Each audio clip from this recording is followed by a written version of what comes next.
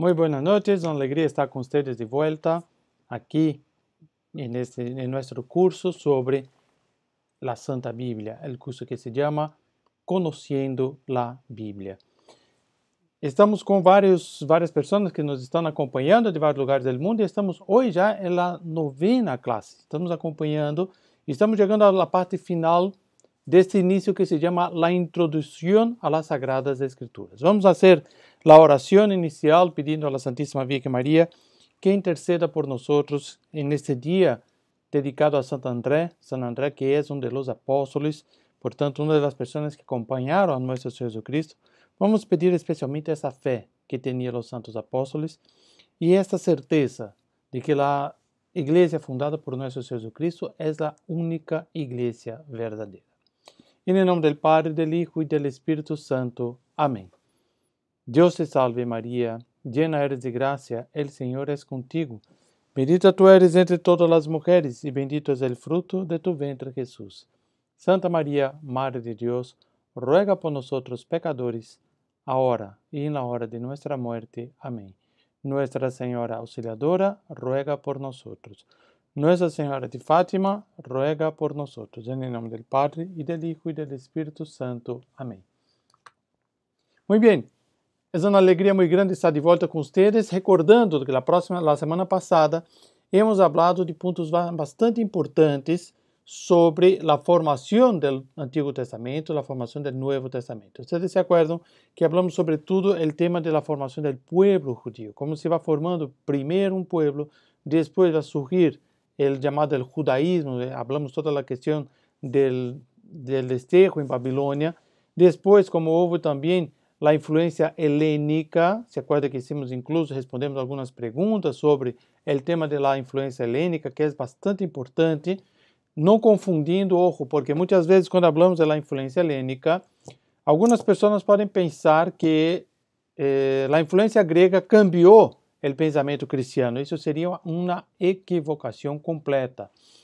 La influencia helénica, es decir, la influencia griega que viene a partir de Alejandro Magno, nos indica sobre todo dos cosas. Primero, el uso del idioma. El idioma griego, que era un idioma mucho más amplio que el idioma hebreo, y también algo de la filosofía griega, del modo de pensar. No que iban a seguir a Aristóteles, a Platón, etc. Eso no había ese tipo de influencia, sino que el modo de pensar griego, eso sí, ha influenciado un poco el modo de pensar semítico. Y por tanto, en la redacción de los libros, ya en la época helénica, de la influencia helénica, vamos a sentir algo de esa influencia en la presencia de los libros. Posteriormente, aquí es un punto importante, posteriormente, después de nuestro Jesucristo, con la Iglesia Católica ya fundada, vamos a encontrar sim que los primeros padres de la Iglesia estudian la filosofía griega para utilizar los métodos filosóficos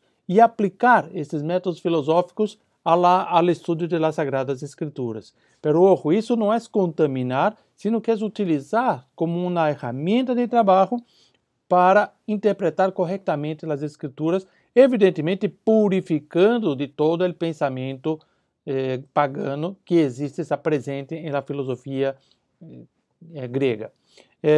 Maior influência aí vamos encontrar ao início com Platão, uma influência grande de Platão, através de Filón de Alejandría.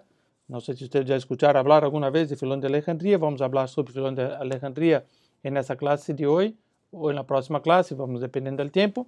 Filón de Alejandría foi um judío que estudou a filosofia grega e aplicou a filosofia grega ao judaísmo. Ele viveu um pouquinho antes de Cristo e um pouco depois de Cristo. Foi mais ou menos contemporâneo, nascido uns 20 anos antes de Cristo e morto já depois da ressurreição de nosso Senhor Jesucristo. E Filón de Alejandría, que era judeu, aplica os princípios gregos à filosofia, à teologia judaica. Posteriormente, os católicos vão estudar um pouquinho o pensamento de Filón, vão estudar um pouquinho o pensamento de Platão, mas, sobretudo, vamos encontrar na Idade Média, aí já temos a Igreja Católica totalmente formada, em plena escolástica, Santo Tomás de Aquino, que vai tomar os textos de Aristóteles para fundamentar a doutrina católica. Então, não é que ele vai apoiar-se em la doutrina, sino en el modo de pensar grego, que era um modo de pensar bastante lógico. Isso é interessante e foi uma riqueza para a igreja. Muito bem, aqui temos várias pessoas, senhora Violeta, que está nos saludando, senhora Cecília também, desde Argentina, mire, senhora Mariela, que está muito mais cerca de nós, muito bem. Aqui também de Costa Rica, senhora Violeta, muito bem, senhora Amparo Monteiro, de Colômbia, senhora Sandra Guzmán, de Colômbia também, Cundinamarca. Quem mais? Aqui, Albert não puso qual é o seu país. Muito bem, então estamos com várias pessoas de vários países e agora vamos entrar em nosso tema de hoje, um tema bastante interessante. Antes de entrarmos em nosso tema, só recordar aqui para vocês, os que queiram entrar na página para ter acesso a los textos, a ter acesso a los livros que he colocado aí, e também o link em ordem de todas as classes, aí está, www.bit.ly/curso Bíblia 21. É fácil memorizar e os que não tenham muito boa memória, é muito fácil porque basta fazer uma captura de pantalla e já lo tiene. Os que também desejam receber o livro, se acordem que falei em outro momento, para Peru podemos enviar o livro em físico, em outros países só o livro em PDF, não é possível fazer o envio internacional. Aí está também o link bit.ly, eu quero o livro, se está correto, eu quero o livro, e aí vocês podem ter também o livro Maria en el Sacrifício de Cristo. Muito bem. Então vamos entrar aqui diretamente em nosso tema.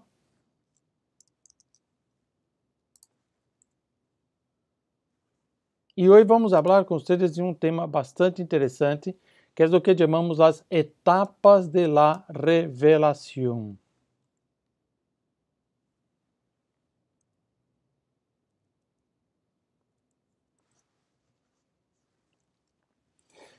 Quando falamos em etapas de la revelação, muitas vezes algumas pessoas se perguntam o que significa as etapas de la revelação, por que essa revelação está dividida por etapas. O Catecismo da Igreja Católica nos fala de umas etapas de la revelação, que a revelação de Deus não é hecha de uma sola vez. Aqui há um ponto que muitas vezes encontramos pessoas que põem divergência nesse aspecto. Não, porque a revelação foi hecha de uma sola vez. Não. Deus não quis fazer a revelação de uma sola vez. Deus quis fazer por etapas. O Catecismo da Igreja Católica nos fala de etapas de la revelação e, portanto, em todo curso de Bíblia, todo curso das Sagradas Escrituras, em todo curso incluso de iniciação ao cristianismo, nós estudamos essas etapas de la revelação. Os autores variam um pouco de acordo com seu método didático em la divisão das etapas. Uns apresentam 4 etapas, outros apresentam 5 etapas, outros apresentam 8 etapas, 10 etapas, pero en el fundo é o mesmo. O catecismo nos divide em 4, pero dentro dessas 4, muitas vezes alguma etapa está colocada como 2.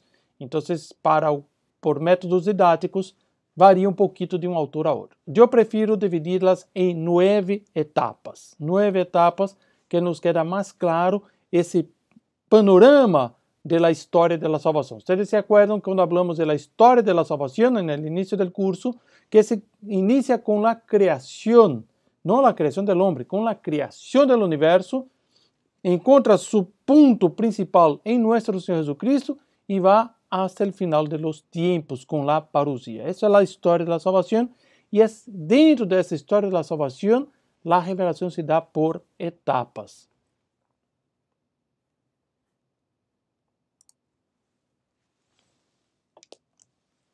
Muito bem.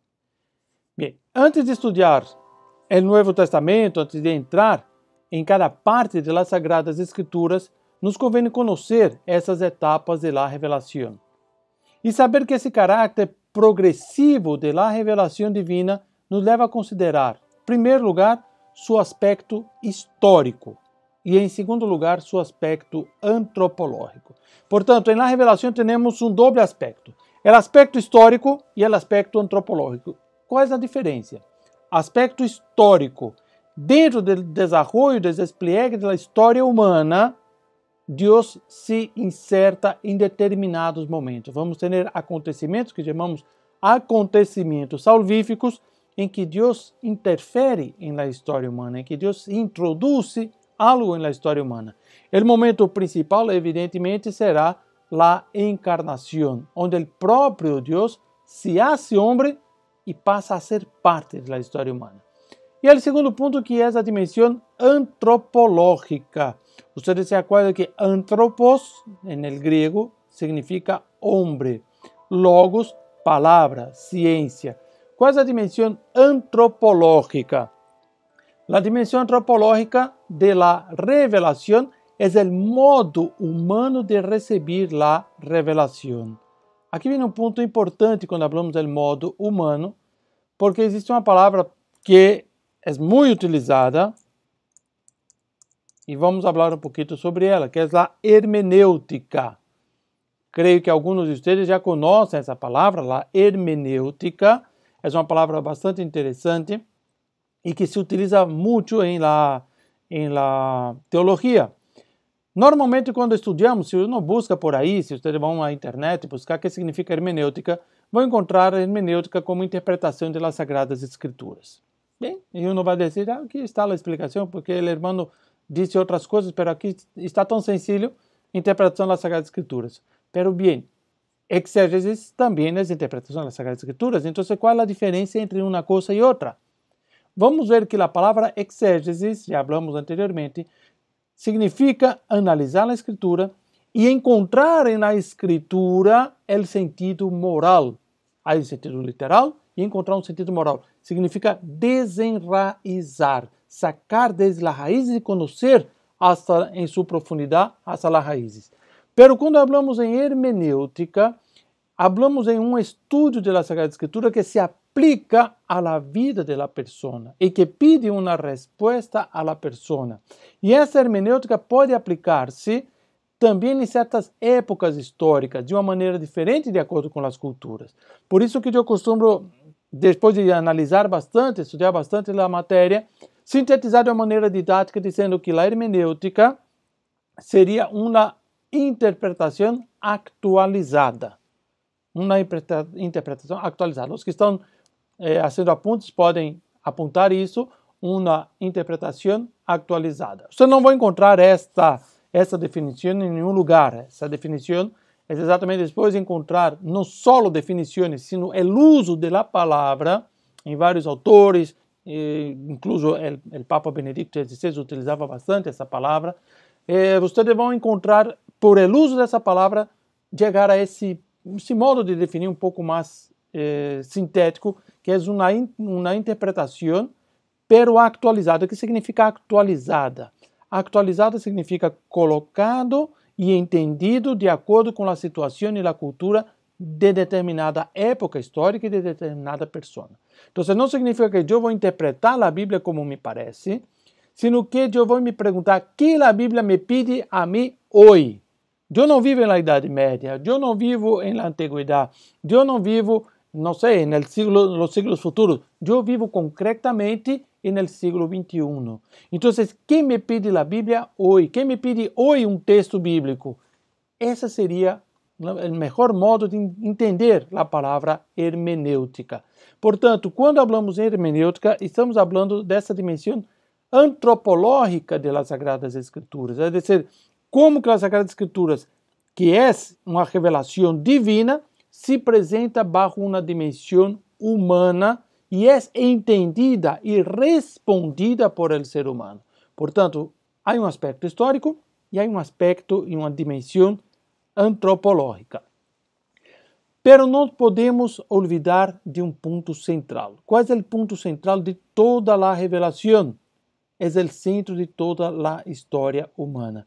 Incluso São Máximo Confessor, que foi um grande obispo em Constantinopla, portanto, patriarca e tudo, São Máximo Confessor era um grande teólogo, e nessa época, portanto, a mentalidade oriental, nos vai apresentar a criação de uma maneira totalmente diversa de que outras pessoas imaginam. Sempre imaginamos que a criação, Deus pensou a terra, depois pensou os animais, depois pensou o homem.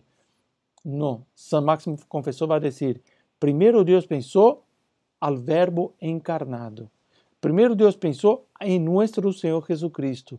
E a partir de aí, é que Deus ha hecho toda a criação. Portanto, temos que toda a criação é cristocêntrica. Cristocêntrica. Cristo está no centro. No pensamento de Deus, lo primeiro é o verbo encarnado. E a partir de aí se dá toda a criação. Por isso que São Juan, em seu primeiro capítulo, você vai encontrar no Evangelho de São Juan, se recuerda, no Evangelho de São Juan, já falamos de los mais bonitos de todos, o Evangelho de São Juan, que é conhecido como o Evangelho teológico, se inicia, al início, dos primeiros versículos, os 18 primeiros versículos do capítulo 1, chamamos o prólogo do Evangelho de São Juan. É tão inspirado por Deus que antigamente, hasta o Concílio Vaticano II, se leía este evangelho em todas as missas al final de la misa. Então, havia a missa normal, todo, e al final de la misa, o padre hacía as orações finais. E nas orações finais sempre se leía esse prólogo do evangelho de São Juan. Tal a importância que a igreja sempre ha dado ao prólogo do evangelho de São Juan. E como começa esse prólogo? En el princípio era el verbo. Ou, se querem, en el princípio era la palavra. Verbo e palavra é o mesmo. É o mesmo. Quando dizemos palavra, estamos traduzindo a partir do grego, logos, palavra. Quando decimos verbo, estamos traduzindo a partir do latim. Portanto, vocês que vão encontrar, se a Bíblia que vocês têm em sua casa foi traduzida do latim, vão encontrar no princípio era o verbo. Se a Bíblia que vocês utilizam foi traduzida direto do grego, vão encontrar no princípio era a palavra. Lo mesmo, não cambia nada. Então, no princípio era a palavra. Portanto, a palavra encarnada é o ponto seguro e certo de toda a revelação. Vamos ter, por exemplo, alguma coisa do Antigo Testamento, pero isso foi assim, não foi como vou interpretar. Há modos de interpretação. Pero quando vou a nosso Senhor Jesucristo, é Deus e homem, é a palavra encarnada, é a palavra revelatória de Deus que se dedica ao homem. Deus que se dirige ao ser humano diretamente através de seu próprio Hijo. Portanto, o ponto central sempre será a palavra encarnada. Incluso quando Deus habla diretamente, como é o caso de los profetas, como é o caso de Moisés, em que Deus se manifesta diretamente ao ser humano, ele utiliza o linguagem humano. Isso é um ponto interessante, porque Deus utiliza o linguagem humano. Deus habla de uma revelação divina, pero utiliza a linguagem humana. Incluso utiliza características que nós chamamos antropomórficas, que são características antropomórficas. Antropos, já dissemos anteriormente, significa homem. Morfo, forma. Portanto, características antropomórficas significam com forma humana. Então, vamos ver que incluso quando Deus habla diretamente através de los profetas, como é o caso de Moisés, utiliza uma linguagem humana, utiliza figuras humanas para poder conhecer. Evidentemente, já demos esse exemplo anteriormente. Por exemplo, disse Deus estava airado. A ira é uma característica do ser humano. Deus pode ter ira, Deus pode estar insatisfeito com as pessoas, os seres humanos, por exemplo, não corresponde à vontade de Deus, não hacen el bien, Deus nos ama e nós os rechazamos, foi rechazado por muitos, e portanto, evidentemente, Deus não vai estar feliz com isso, não vai estar contente com isso, se vai entristecer. Pero a Sagrada Escritura nos vai utilizar uma forma antropomórfica, a ira. Depois falamos, por exemplo, na Sagrada Escritura que Deus salia humo de seus narizes. Evidentemente, é uma forma antropomórfica, não vai sair humo, Deus não tem narizes, Deus é um ser espiritual, totalmente espiritual. Portanto, aun quando Deus utiliza a linguagem humana, aun quando se utiliza formas antropomórficas, sempre é uma revelação divina, porque Deus se revela, pero através de um linguagem humano para dar-se a conhecer. Bem, quais são as etapas, portanto, de la revelação? Vamos ter uma primeira etapa de la revelação, quando desde a origem Deus se dá a conhecer.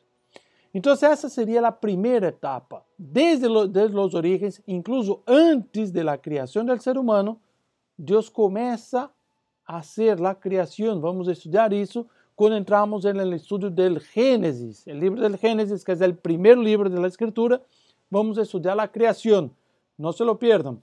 Vamos estudar todo o tema da criação, como Deus hizo a criação do mundo, como Deus criou o homem, o tema da evolução, que muitas vezes se discute, é venido do mundo, não é venido do mundo. Tudo isso vamos conversar quando falarmos da criação e do livro del Gênesis, que é o primeiro livro da Escritura. Pero desde o início, portanto, Deus se manifesta, Deus se dá a conhecer. Vocês se acordam que primeiro a ser criado é Adão. O relato da Sagrada Escritura nos mostra que Deus criou Adão de la tierra. Adão não foi criado no paraíso. Adão foi criado em la tierra e depois foi levado ao paraíso. Em primeiro lugar, Deus se manifesta a Adão e Gênesis nos mostra Adão cercado de todas as coisas belas do paraíso. É criado por Deus e colocado nesse jardim da terra, pero Adão está solo. Então aqui encontramos uma soledade de Adão. O modo antropomórfico com que a Bíblia está escrita dá a entender um pouquinho de que Deus como que criou o homem e disse, ai, pobrecito está solo. Evidentemente não é assim. Deus, ao criar Adão, já havia pensado em la mulher. Tanto que, vamos ter atenção a isso, tanto que em relato do Gênesis está dividido em dois momentos. O primeiro momento disse, Deus criou o homem, varão e mulher los criou. Portanto, no acto criador de Deus é único. Por um único acto criador, Deus cria al varão e a la mulher. Logicamente, um único acto criador. Agora, cronológicamente, é dizer, en el tiempo, Deus cria primeiro al varão. Então, o homem estava solo. E nessa época, nem sequer havia os animais. Então, essa primeira etapa em que Deus rompe essa soledade do ser humano, criando os animais. Então, o homem conhece a los animais. O homem dá nome a los animais. O hecho de que o homem dá nome a los animais, para nós parece uma coisa sencilla. Ah, mire, um leão, aí são os cachorros de leão, aí uma águila, aí uma lechuza, tal. Então, não significa isso. O que significa, biblicamente, que o homem dá nome a los animais? Significa que o homem conhece a los seres criados por Deus em sua essência, porque o nome indica a essência. Portanto, quando Adão mira a um animal, quando Adão mira a qualquer coisa criada por Deus, lo conhece como Deus o conhece, em sua essência. Sin embargo, Adão continuava solo. Apesar de que estava com os animais, Adão continuava solo. Havia, só para bromear um pouquinho, havia uma senhora, não sei se está assistindo aí, de pronto está assistindo, que dizia, bem, Adão estava com os suyos, estava com o que é suyo, com os animais. Muito feminista essa senhora. Bem, mas depois é só broma, desculpem. Então, Adão estava solo e nesse momento é que Deus vai criar exatamente a pessoa que vai acompanhar Adão, que será sua companheira para toda a vida, que será Eva. Aqui vem um ponto importante. Quando falamos de que foi criada Eva e que Eva seria a companheira de Adão, não devemos pensar simplesmente em uma companheira para a pessoa. Que Deus, Adão estava solo e por isso, pobrecito, estava tão solo e Deus le criou Eva e tal. Não. Para ser la broma, como dizia um outro, Adão não tinha nenhum problema, então Deus le criou um problema. Não, não é isso. Quando Deus cria Eva, não cria uma pessoa. Deus cria a possibilidade de uma sociedade humana. Aqui vem o ponto principal. Quando decimos que se rompe essa soledade de Adão com a pessoa de Eva, não é só a pessoa de Eva, sino a possibilidade de existir família, a possibilidade de existir sociedade. E por isso que Deus vai dizer ao início, qual é a primeira palavra? Crescer e multiplicaos, llenar toda a terra. O homem deixará a seu padre, sua madre, se unirá a sua mulher e será uma sola carne. Portanto, Deus, ao criar o homem, ao criar a mulher, e nesse momento cria a família. Serão uma sola carne. É interessante ver que o valor da família não é um valor inventado por la igreja, O valor da família não é um valor inventado nem sequer por nosso Senhor Jesucristo. O valor da família é criação divina no mesmo momento em que cria a mulher. Deus criou o homem, criou a mulher, criou a família, ao mesmo momento. Então, aqui é um ponto interessante. Anula a soledade de Adão, não só no sentido humano, individual da palavra, sino de toda a humanidade. Deus cria a possibilidade de uma existência social para o ser humano. Então, essa primeira etapa, nos diz a Escritura, que Deus descia ao paraíso para conversar com Adão. Então, imagina o que era isso, que Deus bajava ao paraíso todas as tardes e conversava com Adão. Tinha um colóquio, uma conversa com Adão. Era uma manifestação, era uma revelação direta de Deus, o que nós chamamos uma teofania. Vou pôr por escrito aqui para facilitar. Teofania. Teofania. Então, havia uma teofania, Deus falava diretamente com Adão. Pero aí que vamos ter, nesse momento que Deus habla com Adão, Deus se apresenta a Adão, sabemos o que passou e vamos estudar com mais detalhe quando chegamos no livro do Gênesis. Sabemos que Adão e Eva pecaram. Adão e Eva pecaram, desobedeceram a Deus, não corresponderam a este amor que Deus havia dado a eles e romperam esta união com Deus, romperam a comunhão com Deus. E que passa? Deus castigou o homem, dijo que vai comer o pão com o sudor de seu rosto. Deus castigou a mulher, disse que vai sofrer a ter seus filhos. Ojo, verdade. Pero antes disso, antes de anunciar o castigo, antes de anunciar os sofrimentos, antes de anunciar a expulsão do paraíso, Deus promete a salvação. E é isso que nós chamamos o proto-evangelho. Então, desde a criação do mundo, Deus se ha dado a conhecer por el testemunho perene de las coisas criadas. Então, tudo que foi criado, Deus dá a conhecer. E Ele se manifesta personalmente a nossos primeiros pais desde o início e invita a uma comunhão com Ele. Então, Deus faz uma invitação a que o homem tenha uma comunhão íntima com Ele e concede a graça e a justiça original.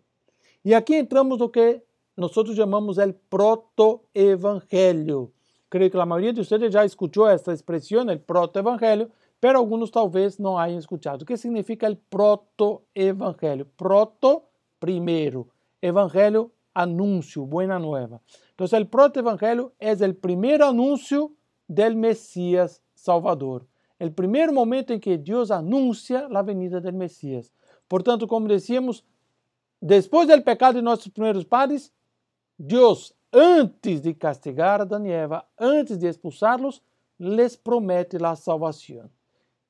A frase é conhecida: pondré enemistades entre ti e la mujer, entre tu descendência e la descendência de ella. Ella te pisará la cabeça, mientras tu herirás su talón. Essa expressão da Sagrada Escritura está no Gênesis, capítulo 3, versículo 15, conhecido como o proto-evangelho, é importantíssima. Adão e Eva pecaram. Deus coloca uma enemistade entre a mulher e a serpiente. Claro que aqui não significa, não vamos pensar que se trata de que as mulheres agora têm medo às serpientes. Não se trata disto.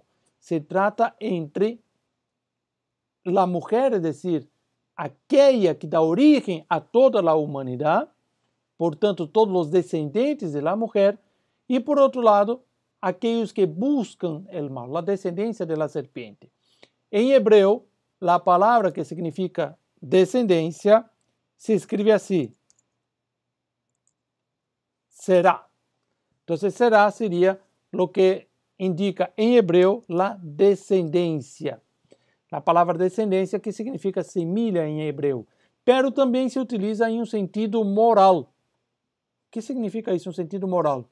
Que assim como a serpiente, não se está falando de la serpiente, da descendência da serpiente, os hijitos da serpiente, as serpentitas que estão por aí, sino as pessoas que seguem a la serpiente, também quando habla de la mulher, está falando em sentido moral.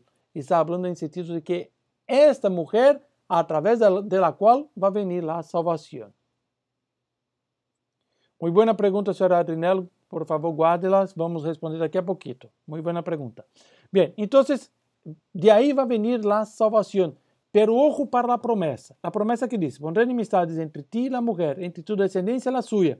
Ella, la descendencia de la mujer, te pisará la cabeza mientras tú herirás su talón. Aquí encontramos dos puntos importantes. Primero, que la lucha se va a dar entre el descendiente de la mujer y la serpiente, es decir, el descendiente de la mujer y el demonio. Nuestro Señor Jesucristo, el descendiente de la mujer y el demonio, el dragón o Satanás. Portanto, essa será la lucha final. Pero Dios involucra al ser humano en esta salvación y por eso dice, colocaré enemistades entre ti y la mujer. Porque quem vence é nosso Senhor Jesucristo. E por que a mulher? Exatamente porque a mulher aqui representa que Deus involucra a humanidade. Se recuerden que a partir da criação da mulher passa a existir humanidade. Adão é homem, representa toda a humanidade, pero sem Eva, Adão ia morrer e se acabava. A partir do momento que há Eva, existe a possibilidade de seguir uma humanidade. E, portanto, Deus involucra a humanidade em sua própria salvação. E se pergunta muitas vezes aqui, a senhora Adrinel, essa pergunta, é uma pergunta bastante interessante, se estava no paraíso, como entrou a serpiente no paraíso? Quem permitiu que a serpiente entrasse no paraíso? Uma boa pergunta. Como entrou o mal no paraíso? Bem, para responder bem a essa pergunta, para os que querem um texto mais interessante, podem enviar-me um correio vidacatólica21@gmail.com e eu lhes envio um texto excelente sobre esse tema. Aqui seria largo entrar sobre esse, dar toda a explicação que está nesse texto, mas é um texto muito bueno de um autor espanhol que trata sobre esse tema, de como entrou o mal. Vou dizer de uma maneira bastante resumida, porque isso aqui é importante. Deus criou o ser humano dotado de liberdade. O homem e a mulher têm a liberdade. E, portanto, para merecer estar em comunhão com Deus, o homem deveria aceitar livremente esta comunhão. O homem deveria aceitar esta comunhão de modo livre e voluntário. Portanto, não podemos pensar que Deus vai imponer ao ser humano essa comunhão com Ele. Não, Deus não impõe essa comunhão, Deus oferece a comunhão. Então, o ser humano não teria direito a essa comunhão com Deus por sua própria natureza, sino que Deus lhe oferece e pede ao ser humano, exige do ser humano uma adesão voluntária. Como se ha dado esse pedido, essa exigência de Deus? Através de uma prova. Se o homem aceitasse obedecer a Deus, se o homem aceitasse de fazer a vontade de Deus, ia permanecer no paraíso. Se o homem não aceitasse fazer a vontade de Deus, o homem teria que sair do paraíso. Então, aí sabemos exatamente que foi o tema do pecado original. Me estão perguntando no correio, estou ponendo por escrito aí. vidacatólica21@gmail.com. Se alguém já pôs aqui também. Graças, senhora Zoraida. Muito bem. Então, como lhe dizia, Deus coloca uma prova para o ser humano, porque o ser humano é dotado de vontade. Pero o ser humano tinha, antes do pecado, um desejo muito forte, que é ser como Deus, é imitar a Deus. Esse desejo é o que nos leva a ser santos. Que é um santo? Um santo é a pessoa que ama a Deus, que imita a Deus, que é como Deus. Portanto, esse mesmo desejo de ser como Deus foi manipulado por a serpiente, foi manipulado por la soberbia, diz-nos o catecismo, por la soberbia do ser humano, e o ser humano quis ser igual a Deus. São Máximo Confessor, que já mencionamos anteriormente, disse, o homem quis ser como Deus, pero não segundo Deus. Portanto, o homem quis definir ele mesmo o que é bem e o que é mal, sem a vontade de Deus, sem seguir as ordens de Deus. E aí foi o pecado. Portanto, quem permitiu a entrada da serpiente no paraíso? O próprio Deus. O ser humano tinha que passar por essa prova. Y al ser sometido a esa prueba, el ser humano voluntariamente no la aceptó. Y ahí uno puede preguntar, pero entonces, si Adán y Eva pecaron, ¿por qué nosotros sufrimos esto? Ahí vamos a esperar cuando llegamos en Génesis y vamos a estudiar esa parte.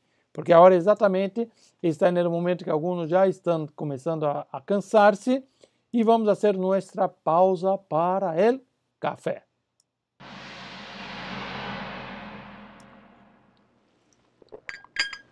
Para não ser fastidiosa a classe, vamos fazer uma pequena pausa de descanso. Vamos descansar nossa mente leyendo um trecho do livro de Daniel. Dice Daniel, pájaros todos del cielo, bendecid al Senhor. Veja como lo hacen esses loritos.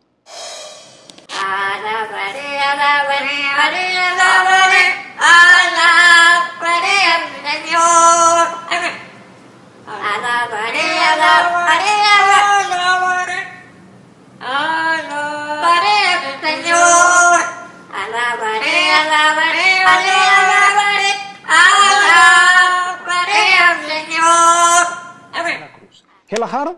Entonces, volvamos al tema. Muy bien, muy interesante para descansar un poquito y vamos recordando lo que habíamos hablado anteriormente para los que deseen tener todos los textos. Vamos a recordar aquí los que decían los textos del curso. Aquí está. Entonces aquí ustedes van a tener bit.ly curso Biblia 21. También si quieren el libro, aquí está bit.ly, yo quiero el libro. Por tanto, puede hacer también una captura de pantalla y bien. El correo ya coloqué ahí, vidacatólica21@gmail.com. Y muy interesante, ahora vamos, ya que descansamos un poquito, vamos a ver si hay alguna pregunta. No hay ninguna pregunta y vamos a poder entonces volver a nuestro tema. No hay ninguna pregunta, ¿no? ¿Qué quiere decir que Adán conoce? Buena pregunta. Sí. Hay una muy buena pregunta aquí, señora Vera Violeta López. Vamos a responder esa pregunta antes de volver al tema. Siempre es bueno ese pequeño descanso a la mitad para que no vamos confundindo las ideas. Eu tenho sempre a costume de parar um pouquinho, tratar de algum tema, responder uma pergunta, exatamente para descansar um pouquinho e poder acompanhar bem. Então, aqui essa é uma pergunta interessante, que quer dizer que Adão conhece os animais em sua essência. É dizer, que Adão conhece como Deus lo conoce. Es decir, nosotros cuando conocemos algo, simplemente conocemos externamente. Pero Dios conoce por qué eso existe, desde su más profundo esencia, su misión y su función, sobre todo dentro del plan divino de la creación. Y por tanto, cuando Adán conoce a los animales, lo conoce con el mismo conocimiento de Dios. Por eso que decimos que Adán tenía la ciencia infusa. Vamos a poner isso aqui por escrito. É sempre bueno poner por escrito algumas coisas. A ciência infusa.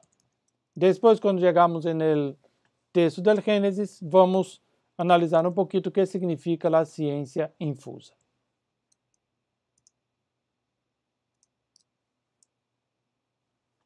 Bem, então, estávamos falando do proto-evangelho. Ustedes se acuerdan que estamos hablando del protoevangelio, en que Dios promete la salvación, pero involucra al ser humano en su propia salvación. Por tanto, aquí encontramos en el protoevangelio el primer anuncio del Mesías prometido. Exatamente estamos ahora en el Advento. Ustedes saben que estamos en el período llamado Advento, ese período em que nos preparamos para a venida de nosso Senhor Cristo, para a Navidad, e exatamente é um período de 4 semanas. E por que 4 semanas? Para recordar os 4.000 anos de espera. Uma pessoa uma vez fez uma pergunta, pero 4.000 anos a partir de quem? A partir de Abraão, a partir de Isaías, a partir do protoevangelho. a partir de la promesa del Mesías. La primera promesa del Mesías está en el protoevangelio, es decir, antes que el ser humano salga del paraíso, ya está prometido el Mesías. Es por eso que el pregón pascual va a utilizar esta expresión del protoevangelio y va a decir, oh feliz culpa que nos ha dado tan grande Salvador. Portanto, foi uma culpa, foi um mal, pero Deus ha sacado um bem desse mal. E que bem? La própria encarnação. Então, a primeira reação do Senhor não foi castigar a los rebeldes, não foi castigar o pecado, sino que comprometê-los em la obra de la salvação, fazer com que o ser humano participe de sua própria salvação. Depois vamos à terceira etapa de nossa redenção, de la revelação. Qual seria a terceira etapa de la revelação? Exatamente a aliança com Noé. Todo mundo já escutou falar de Noé, o pecado do ser humano que se caracteriza por o homem cerrar-se em si mesmo. Já o pecado de Adão e Eva foi isso, fazer sua própria vontade. Sempre que nós pecamos, ¿qué hacemos? ¿Qué dice nuestro Jesucristo? Amarás a Dios sobre todas las cosas y al prójimo como a ti mismo. Si yo cometo un pecado, en el fondo, ¿qué estoy haciendo? Yo estoy amando a mí mismo sobre todas las cosas y más que al prójimo. Si cometo un pecado contra Dios, estoy amando a mí mismo más que a Dios. Si cometo un pecado contra el prójimo, estoy amando más a mí que al prójimo. Portanto, todo pecado é cerrar-se sobre si mesmo, cerrar-se sobre si mesmo. E, portanto, o homem rompe al cerrar-se sobre si mesmo esta unidade del plano divino. Deus havia colocado um plano divino, pero o homem rompe. E muitas vezes uma pessoa pode perguntar, pero por que isto? Por que o homem tem esse poder de cambiar a vontade de Deus? O homem não cambia a vontade de Deus. É que a vontade de Deus foi criar al homem dotado de vontade. Quando o homem utiliza mal esta vontade, quando o homem utiliza mal esta liberdade, não está cambiando a vontade de Deus, porque a vontade de Deus qual foi? Que o homem tenha vontade. Usar mal essa vontade já é responsabilidade do ser humano. Ah, porque Deus foi derrotado quando o homem utilizou mal. Não. Deus criou o ser humano livre. E sempre, portanto, se o homem hace bem ou hace mal, ha cumprido o que Deus ha querido. Deus criou o ser humano livre. Agora, quando o homem hace o mal, se separa voluntariamente de Deus. Se acorda que na classe passada alguém perguntou sobre o tema do inferno. E decíamos que o inferno que é? Uma realidade desta separação, desta liberdade do ser humano. O ser humano é de tal maneira livre que pode separar-se de Deus por toda a eternidade. Portanto, o homem com o pecado rompe o plano divino de la união. E, portanto, rompendo essa união com Deus, o homem se separa de Deus. Então, Deus, en esse momento, hace um pacto com Noé. Vocês se acordam que na Sagrada Escritura nos escreve: a humanidade havia caído em pecado, pero Noé permanecia fiel. E Deus hace um acordo com Noé e disse: construya uma arca. E nessa arca colocarás uma pareja de cada animal e levarás tu e tu família, nada mais. E nos conta a Escritura que Noé levou 100 anos construindo a arca. 100 anos. A gente se reía de Noé, que essa chuva que vai vir, nunca vai vir essa chuva, pero Noé estava perseverante. Outras pessoas vão dizer, não, isso é um pouco figurativo, porque não é possível que Noé tenha aí todos os animais que existem na criação. Evidentemente, não estavam na arca todos os animais que existem na criação, por supuesto. Não estavam os animais que não existiam nesse lugar. Não estavam os animais que existem só aqui em América, por exemplo. Evidentemente. Pero Deus pediu a Noé que colocasse uma pareja de cada um dos animais. Exatamente para quê? Para mostrar sua ação, porque Deus não queria destruir os animais não haviam pecado. O castigo venia contra o ser humano.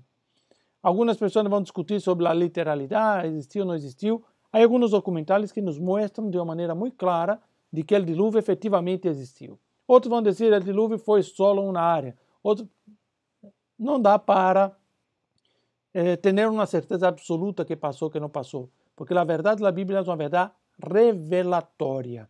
E qual é a verdade revelatória? Que Deus destruiu a humanidade, que havia roto sua relação com Deus, e mantuvo solo Noé e sua família. Essa é a verdade revelatória. Essa é a verdade de fé que nós devemos aceitar. Se não aceitamos isto, não aceitamos as Sagradas Escrituras. Nós não podemos ser nem católicos, nem protestantes, nem sequer judeus. Porque, ojo, que aqui estamos no Antigo Testamento, hasta os judeus creem no Antigo Testamento. Portanto, é uma verdade de fé para todos os cristianos, é uma verdade de fé incluso para os judeus, de que Deus, nesse momento, castigou a humanidade, pero permaneceu como um novo Adão, guarda essa expressão, a uma pessoa, a uma família. E aqui é interessante porque Noé é ao mesmo tempo uma figura de Adão, futura, Adão, o novo Adão Noé, pero é uma prefigura de nosso Senhor Jesucristo. Porque assim como em Noé nasce uma nova criação, com nosso Senhor Jesucristo nasce também uma nova criação.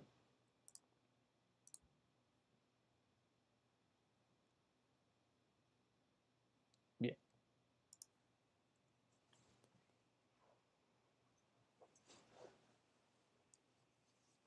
Algumas perguntas que estão nascendo sobre o tema da criação, nós vamos responder depois, podem guardar sua pergunta para sobre os gigantes, etc., que estão perguntando, para quando analisarmos o Gênesis. Podem guardar sua pergunta, porque nós estamos analisando as etapas da revelação, depois vamos entrar no Pentateuco e o primeiro livro vai ser o Gênesis.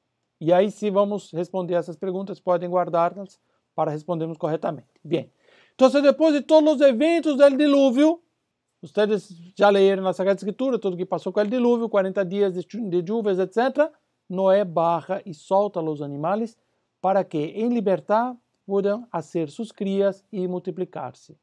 E aí vem o ponto que eu queria chegar.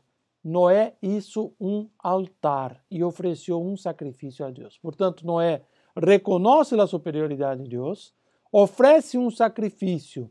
Esse tema de oferecer sacrifício não é costume atualmente, nós não hacemos mais isso de oferecer sacrifícios, mas sabemos que na antiguidade se hacía os sacrifícios de animais. O que significa um sacrifício de um animal? Que eu corro algo que é meu e entrego isto a Deus. Veja que aqui está representado que Noé, mata o animal e queima. Podem ver que na fotografia que está representada, sale como um humo. Esse humo significa um holocausto. Quer dizer, ele mata o animal, destrui o animal por el fuego, já não pode aproveitar o animal para seu uso, e faz com que esse animal que passe da esfera natural, da esfera material, para a esfera divina, que simboliza por el humo. Hasta hoje esse símbolo é utilizado na igreja. Através de quê? Del incenso. O incenso exatamente a se recordar esse ato de que o humo se eleva hasta Deus, como uma oração a Deus. Portanto, Noé hace o altar, hace um sacrifício, oferece a Deus, e aí Deus hace uma promessa. Nunca mais volverei a maldecir a terra por culpa do homem. Portanto, aqui Deus hace como que uma aliança. Se acorda que falamos das alianças? Deus hace uma aliança com Noé. Nunca mais vou maldecir a terra por causa do homem. Porque sei que desde sua niñez leva em seu coração os signos da maldade. Portanto, é interessante quando nós, às vezes, temos algum problema de consciência, ai, Deus hizo tal coisa, me vou confessar, que vai ser o Padre, que vai pensar o Padre. Deus sabe que nós temos pecado original. Deus sabe que nós temos defeitos. O sacerdote também sabe disso. E por isso, Deus nos perdona quando estamos verdadeiramente arrependidos. Bem? Agora, aqui vem um ponto importante. Essa aliança que Deus faz com Noé é uma aliança com toda a humanidade. Devemos prestar atenção nisso, porque na próxima etapa vamos falar exatamente da aliança com Abraão. A aliança com Abraão que vai centralizar na eleição do povo de Israel. Pero antes da aliança com Abraão, Deus faz uma aliança com Noé. Essa aliança que abarca toda a humanidade e disse: multiplíquese y llenen la tierra, domínenla. Todo es de ustedes, yo se los doy. Bien. Entonces aquí va de acuerdo con una pregunta que alguien está haciendo aquí, señora Susana, es la pregunta de crecer y multiplicaos, porque cuando pecaron aún no habían tenido hijos. Evidentemente, cuando Adán y Eva pecaron, todavía no habían tenido hijos. Habían recibido el mandato de crecer y multiplicaos, pero esse crescer e multiplicar seria de uma maneira ou de outra. Se fossem fiéis a Deus, isso se daria de uma certa maneira. Não sendo fiéis a Deus, essa é a maneira que nós conhecemos e já sabemos como é, e sobretudo as mulheres que han sofrido dolores de parto sabem bem como é dolorido, como é uma coisa muito sofrida e consequência exatamente do pecado original. Pero o mesmo mandato que Deus havia dado a Adão e Eva, vuelve a dar aqui a Noé. Multiplíquese e llenen la tierra. Isso que nos dá esse paralelismo entre Noé e Adão. Que depois São Paulo vai fazer um paralelismo entre Adão e nosso Senhor Jesucristo na carta a los Hebreus. E aí Deus añade: haga um pacto com vocês, uma aliança com vocês. Já não haverá dilúvio. El arco de las nubes será la señal de la aliança. Então, Deus hace essa señal de la aliança através do arco-íris. Sabemos que existe uma explicação natural para o arco-íris, evidentemente, por la refracción de la luz solar. Ahora, ¿quién crió el sol? ¿Quién crió la refracción? ¿Quién crió los 7 colores de la luz blanca? Evidentemente foi Deus. E, portanto, Deus criou o arco-íris para simbolizar esta aliança com Deus. É um símbolo de aliança, assim como a cruz é símbolo de aliança, o arco-íris é símbolo de aliança. Portanto, assim como uma pessoa que usa a cruz para algo malo, está cometendo uma blasfêmia, está cometendo um mal, usar o arco-íris, que é um símbolo divino de aliança, para algo malo, também seria uma blasfêmia contra Deus. E aí passamos para a quarta etapa que é o momento em que Deus elige a Abraão.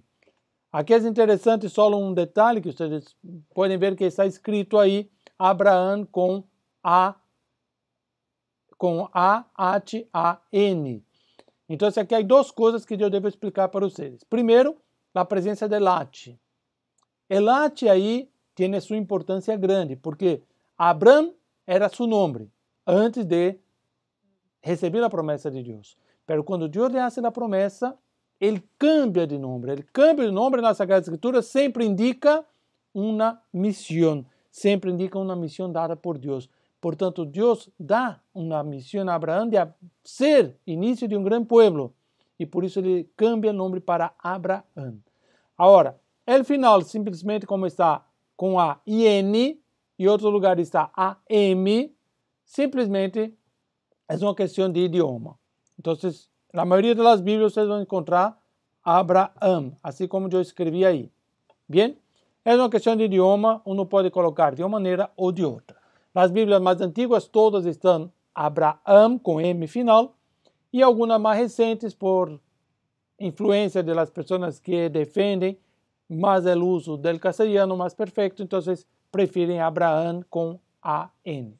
Isso é questão de gosto, você pode usar de uma maneira ou de outra. Aqui eu pus assim exatamente para poder explicar e vocês poderem encontrar de uma maneira ou de outra uma forma ou de outra e poder entender. Bem, a senhora Marta está perguntando se com Noé começam as alianças. Com Noé vamos ter a primeira aliança importante, há outras menores, mas a primeira aliança importante e a la qual o homem é fiel. Porque há uma aliança com Adão, mas Adão não aceita a aliança, Adão não é infiel à aliança, mientras que Abraão sí é fiel à aliança. Então, Deus elige a Abraão e chama-lo fora de sua terra. Essa expressão é importante para o Antigo Testamento. Fora de sua terra. Santo para o Antigo Testamento é aquilo que é separado para Deus. Então, o hecho de que Abraão é colocado fora de sua terra tem sua importância bastante grande no contexto do Antigo Testamento, no contexto veterotestamentário. y hace de él padre de una multitud de naciones. El pueblo nacido de Abraham será el depositario de la promesa hecha a los patriarcas. Portanto, aqui encontramos que esse pueblo que vai nascer de Abraão será aquele povo a quem Deus entrega essa promessa. Por isso, nosso Senhor Cristo vai dizer que a salvação vem de los judíos. Vai dizer isso. Então devemos nós agora irmos à sinagoga e sermos judíos? Não, porque essa promessa foi dada em Abraão, pero, por isso falamos já de Noé, e vamos falar agora também de Abraão, para toda a humanidade. Cristo não vem só para os judíos, Cristo nasce no povo judío, nasce no povo elegido, pero para salvar a toda a humanidade. Então, Abraão é chamado a preparar a reunião um dia de todos os hijos de Deus em la igreja. Portanto, Abraão, com sua família, simboliza aqui a igreja, esse povo que será, en el qual será injertado todos os creyentes. Desde então, a humanidade se vê dividida entre os hijos de Abraão, os judíos, e o resto da humanidade, que eles chamam gentiles. Por isso, você vai encontrar na Sagrada Escritura essa expressão, os gentiles. Bem, vamos encontrar bastante vezes os gentiles. Que são os gentiles? São Paulo hace apostolado com os gentiles. Gentiles são as gentes, os que não eram judíos.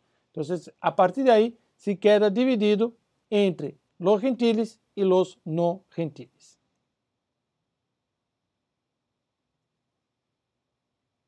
Bien. La vocación de Abraham está contada en Génesis 12. Dios le pide que salga de su tierra. Entonces aquí una persona preguntando, ¿en qué Abraham fue obediente a Dios? En primer lugar, Dios pide que salga de su tierra en dirección a un país que será indicado.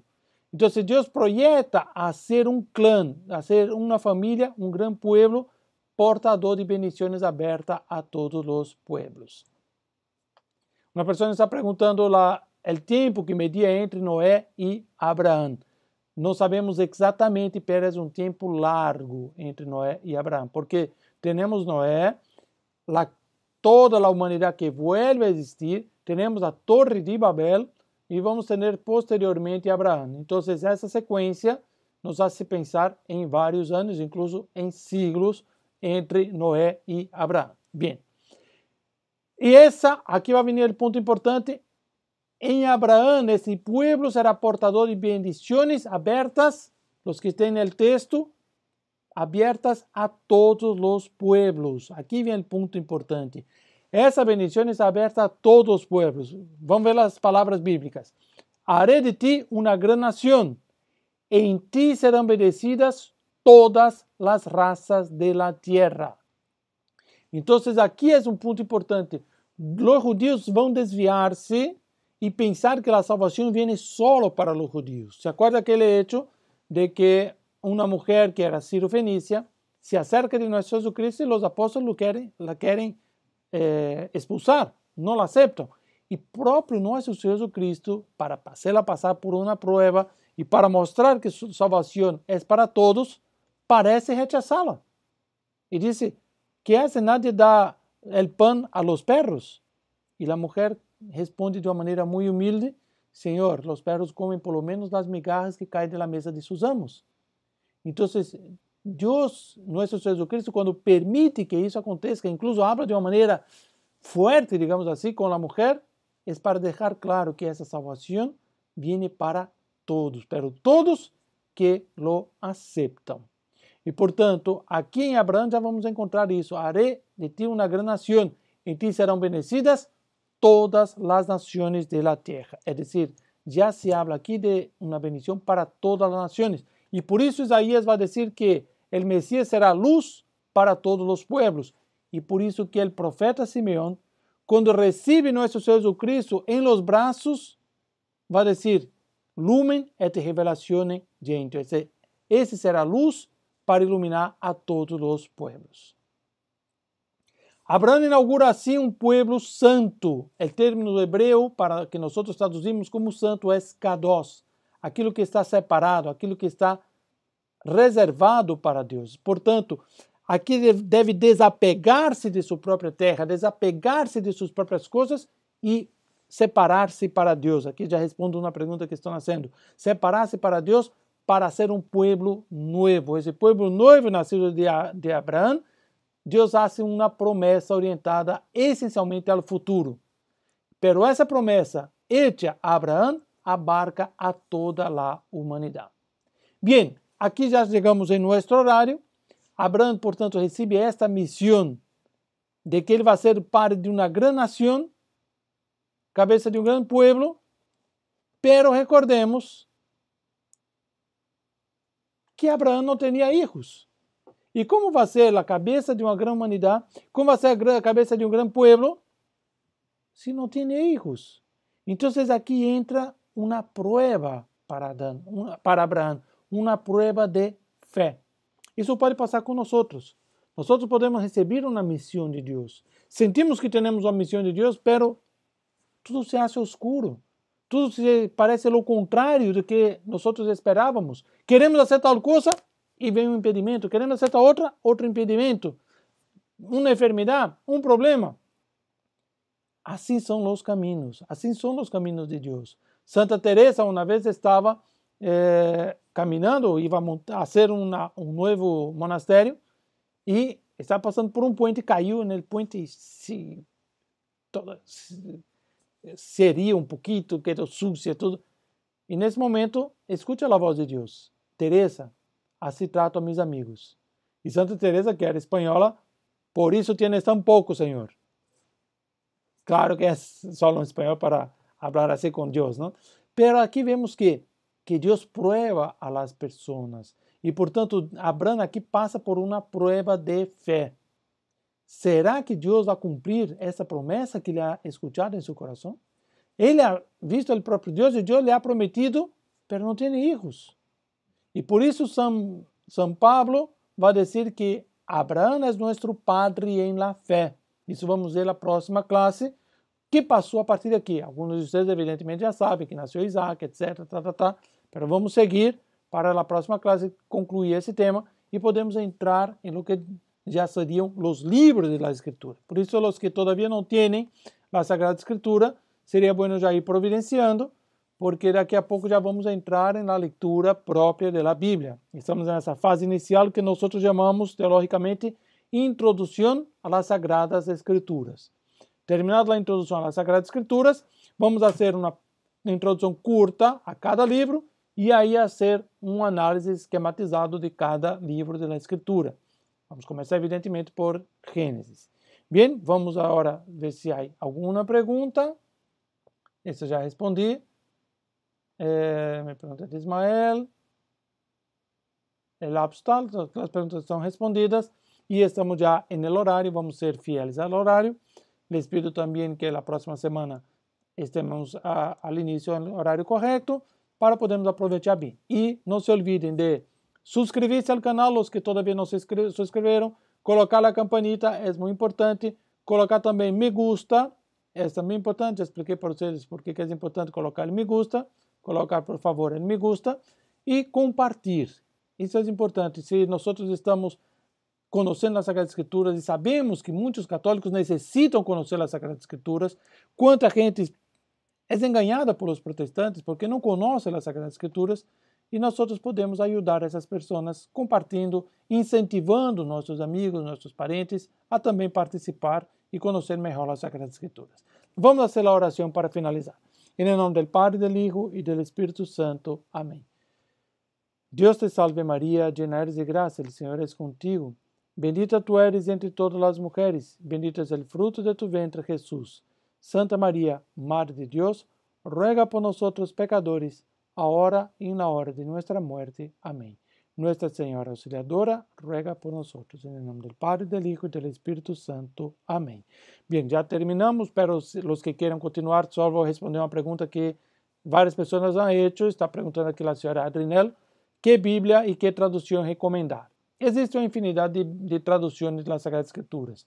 Sempre, evidentemente, uma Bíblia católica. Não vamos buscar uma Bíblia que não seja católica. Portanto, muitas vezes você vai encontrar uma tal de Reina Valera ou como recomendável. Não é recomendável porque não é uma Bíblia católica. Aí faltam alguns livros que eles não aceitam, que eles rechazam. Portanto, vamos sempre buscar uma Bíblia católica. Dentro das Bíblias católicas, que recomendar? Hay que atarnos a lo que existe en el comercio. Entonces, yo recomendaría 3 Biblias, digamos así. En primer lugar, la Bíblia de Jerusalém, porque é mais fácil em quase todos os países que vocês estão me acompanhando, vão encontrar com facilidade para comprar essa Bíblia de Jerusalém.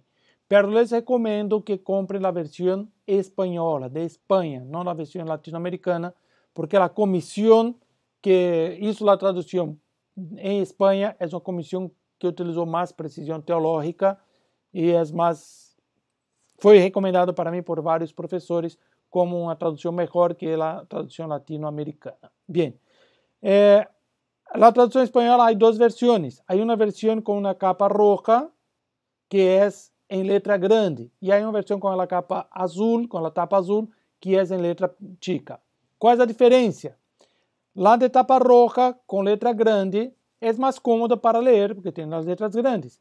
Pero, ojo para esse detalhe, não estão aí os paralelos. Que são os paralelos? Lees uma parte da escritura. Então, não sei, Sermão de la Montanha. Lees o Sermão de la Montanha e ao costado te diz, estás lendo, por exemplo, em Mateus, Lucas tanto, Marcos tanto, e tienes em los outros evangelhos onde está esse mesmo texto. Isso chamam-se os paralelos. A versão com letra grande não tem paralelos, e a versão com letra chica sim tem os paralelos. Essa é a diferença. Em Peru não encontrei uma Bíblia que também é muito boa, chamada Nácar Colunga. Eu vejo que a pessoa que hizo a pergunta, eu sei que vive em Estados Unidos, e aí se pode encontrar, porque eu busquei por Amazon, e aí sim existe a venda Nácar Colunga. E há outra que não conosco, mas sim é uma boa universidade, que é a Bíblia de Navarra. Não conosco, mas conosco alguns professores da Universidade de Navarra, e imagino que deve ser uma boa tradução. Mas Nácar Colunga é uma tradução muito boa. Os que vivem em países que Nácar Colunga se pode comprar comercialmente, essa é uma Bíblia muito recomendável. Os que vivem em países que não estão à venda, em la página do curso eu coloquei aí para descargar uma versão Nácar Colunga. E, portanto, dentro da maioria dos países, o que está mais a mano seria a Bíblia de Jerusalém, e recomendo a Bíblia versão espanhola. Muito bem. Então, graças, já havíamos terminado, já havíamos hecho a oração, graças por la presença de todos, e cuento com as orações de todos ustedes, e nos encontramos el próximo lunes, Dios mediante. E terminamos com nosso saludo de sempre, Salve Maria. Os que não sabem por que saludamos com Salve Maria, perguntem na próxima semana. Salve Maria.